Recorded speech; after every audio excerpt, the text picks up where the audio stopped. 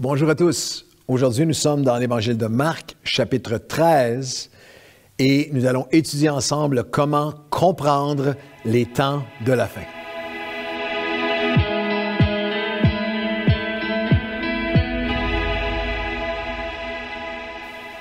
Bon matin et bienvenue à votre café matinal.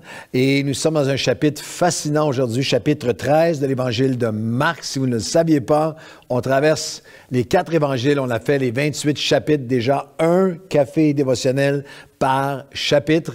Alors, c'est une façon extraordinaire de traverser les évangiles ensemble. Nous sommes dans Marc et tous les cafés matinaux, donc chaque chapitre des 28 premiers chapitres, les 28 chapitres de Matthieu et les 13 premiers chapitres après aujourd'hui de l'évangile de Marc sont là en ligne pour vous. On va regarder Marc chapitre 13 et j'ai trouvé quelque chose de fascinant, d'intéressant dans Marc 13, verset 1, lorsque les disciples sortirent, lorsque Jésus sortit du temple, un de ses disciples lui dit: Maître, regarde ces pierres, ces constructions. Jésus lui répondit: vois-tu, ces grandes constructions, il n'en restera même pas pierre sur pierre qui ne soit renversée. Alors il s'assit sur la montagne des Oliviers en face du temple, et Pierre, Jacques et Jean et André lui firent en particulier cette question: dis-nous, quand cela arrivera-t-il et à quel signe connaîtra-t-on que ces choses vont s'accomplir? Et Jésus, la première chose qu'il dit, c'est, il se met à leur dire: prenez garde que personne ne vous séduise. C'est intéressant parce qu'il y a Pierre, Jean et Jacques, les trois qui, à chaque fois que Jésus s'apprêtait à faire quelque chose de très particulier, souvent, ces trois-là ont vécu des choses que les 9 autres n'ont pas vécues. Ils étaient là au moment de la transfiguration, Pierre, Jean et Jacques. Ils étaient là lors de la résurrection de la fille de Jairus ou à Gethsémanie. Mais vous avez remarqué que Jacques, maintenant, est là, qu'il est entré, que Jacques fait partie de la demande de cette conversation dis-nous à quel signe connaîtra-t-on toutes ces choses qui vont s'accomplir. Et le chapitre entier est une description des signes des temps de la fin. Le verset 36 et 37 de Marc 13.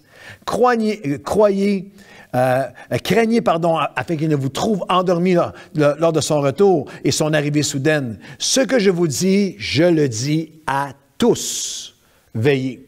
Alors ce message, le chapitre entier de Marc se termine avec cet appel qui est pour tous. Comme André, Jésus, c'est pas pour Pierre, Jean-Jacques seulement, pour un élite qui s'intéresse à ça. Non, c'est pour toi et pour moi.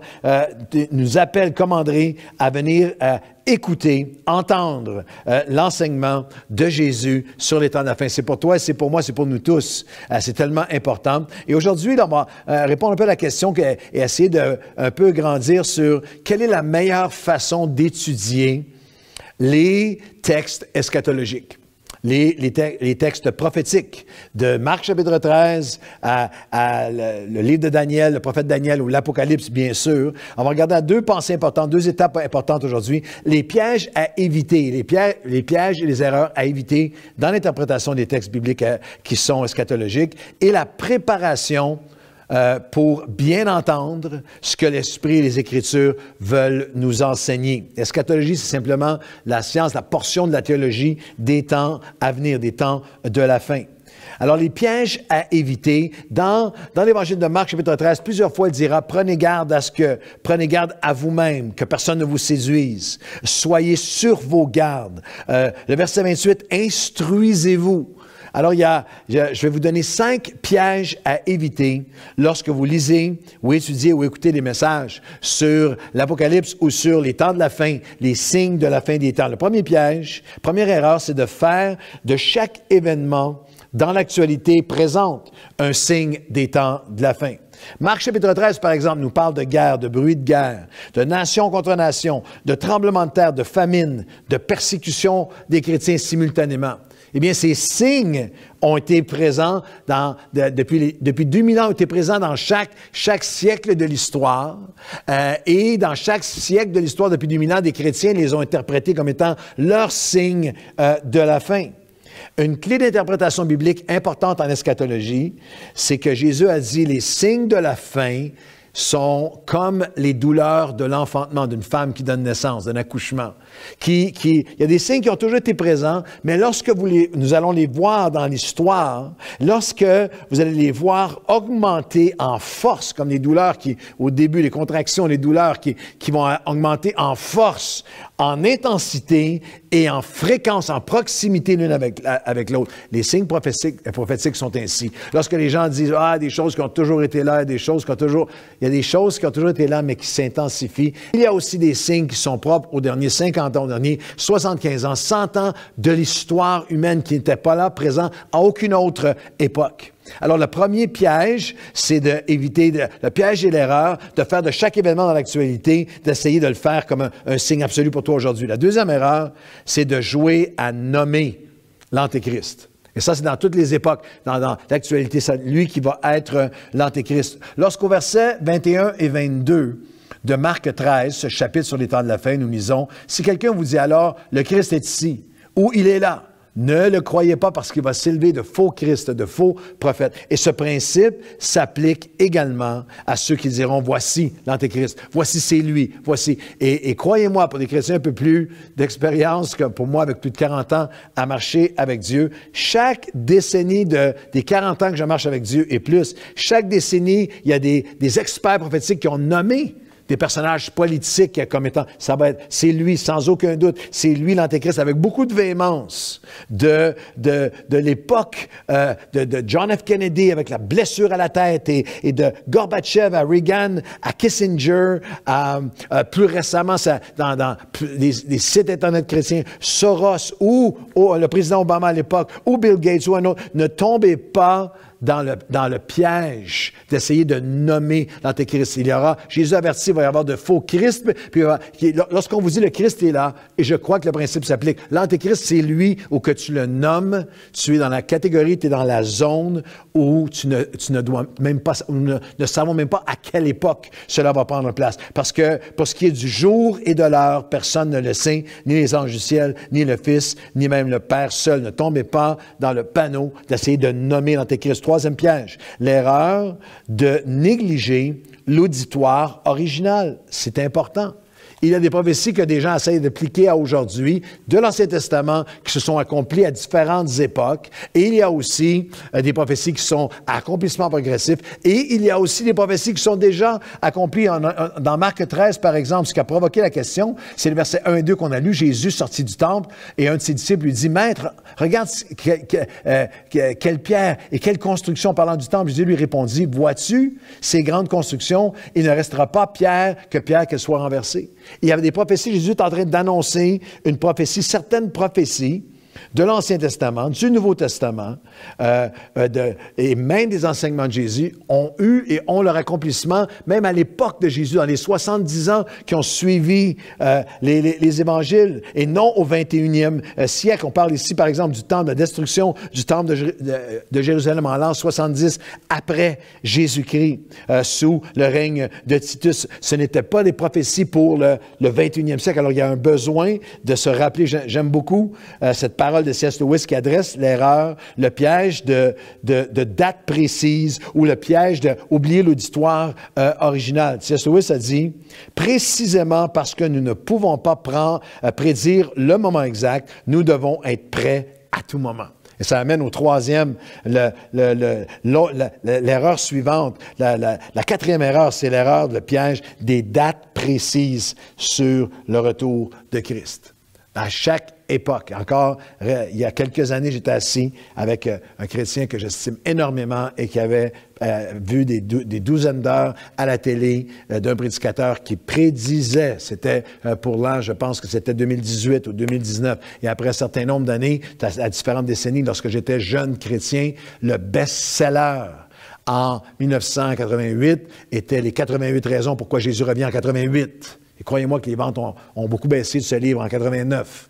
Alors, il y a un piège terrible d'essayer de nommer, d'avoir la date précise.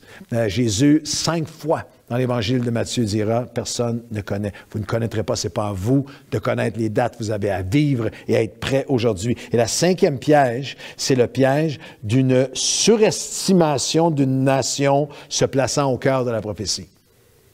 d'essayer de dire, ça c'est cette Gog et Magog, et ça c'est les États-Unis, et ça c'est là. Et nos amis américains ont parfois cette tendance de se placer comme au centre de toutes les prophéties. La parole de Dieu dit qu'il y a des nations significatives. On va expliquer pourquoi, comme Israël, il y a une nation particulière qui est Israël. Mais que les nations du monde, à travers l'histoire, sont comme des gouttes dans une chaudière, dans un seau de toute l'histoire humaine. Alors, il y a ces erreurs qui sont à éviter pour bien interpréter les écrits prophétiques. Et la deuxième notion, en terminant aujourd'hui, c'est non seulement les pièges et erreurs, mais la préparation pour entendre ce que l'Esprit et les Écritures veulent nous enseigner. Je vais vous donner juste deux principes de base très simples. Si vous voulez comprendre la seconde venue de Jésus, les enseignements sur la seconde venue de Jésus, et bien interpréter les Écritures apocalyptiques ou les Écritures eschatologiques, prophétiques, vous devez être un étudiant assidu à connaître et à pratiquer tout ce que la Bible enseigne sur la première venue de Jésus. Dans notre texte de Marc, chapitre 13, et au verset 6, « Plusieurs viendront sous mon nom en disant « C'est moi » et ils séduiront beaucoup de gens. » Et au verset 27, « Il s'élèvera de faux Christ et de faux prophètes. » Il y aura, dans les temps de la fin, différentes versions de qui est Christ, différentes versions de fausses, inspirées même par l'ennemi et par l'ignorance et par la chair.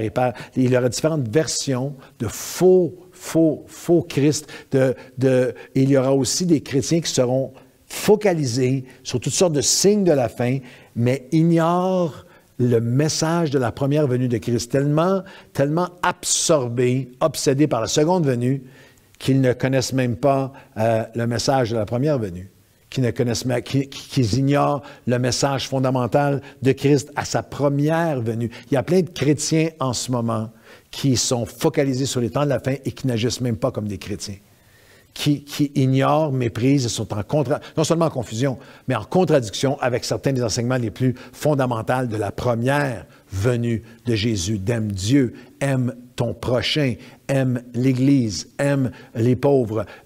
L'enseignement de Christ fondamental. Il y a plus de 300 versets dans l'Ancien Testament qui se sont accomplis prophétiquement dans la première venue de Jésus sur terre. Alors attention, lorsque je vois des chrétiens qui sont haineux, qui ont des tendances racistes, qui sont en attaque, en mépris, en colère, aussi en arrogance et qui sont en contradiction avec l'enseignement de la première venue de Christ, son enseignement comme Messie sur terre, alors qu'ils prétendent pouvoir interpréter sa seconde venue. C'est une des plus grandes clés pour bien interpréter la deuxième venue, l'enseignement de la deuxième venue de Christ. C'est imprègne-toi et cherche à vivre et à connaître et à être fondé sur les enseignements de sa première venue. Et deuxièmement, approchez-vous de Jésus en prière. C'est une recherche perpétuelle du cœur de Dieu. Dans Marc, chapitre 13, au verset 32, pour ce qui est du jour et de l'heure, personne ne le sait, ni les anges dans le ciel, ni le Fils, mais le Père seul. Mais vous, prenez garde, veillez et priez. Au verset 35, au verset 36, il dira même, craignez qu'il ne vous trouve endormi en son arrivée soudaine. C'est ce que je vous dis à tous, veillez.